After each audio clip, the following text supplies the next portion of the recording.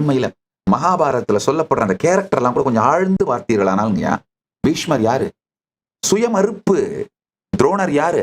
சுய சந்தேகம். அதனாலதான் பாருங்க, அஸ்வத்தாமன் இறந்துட்டான்ற செய்தி கேட்ட உடனே தன்னால இதுக்கு மேல போரிட முடியாதுன்னு அவரே முடிவு பண்ணிக்கிட்டாரு. சுய சந்தேகம். கர்ணன் யாரு? சுய வெறுப்பு. பிறப்பிலிருந்து தனக்கு தாய் தந்தை யாருன்னு தெரியாம போயே வளர வேண்டியதா போச்சேன்ற ஒரு சுய வெறுப்பின் வடிவமா போயிட்டான். இவங்க எல்லாருமே சுய சந்தேகம், சுய வெறுப்பு, சுயமறுப்பு. சகுனி யாரு? சுயவலி. தனக்குத்தானே வலி கொடுத்துக் கொள்ளுகின்ற வார்த்தைகள் தான் சகுனி. இப்ப நல்லா பாருங்க, சகுனி துரியோதனன் பக்கம், கௌரவர்கள் பக்கம் சேர்ந்ததே அவர்களை அழிப்பதற்காகத்தான். இது எல்லாத்தோடையும் ஒன்னா சேர்ந்த ஜீவன் தான் துரியோதனன்.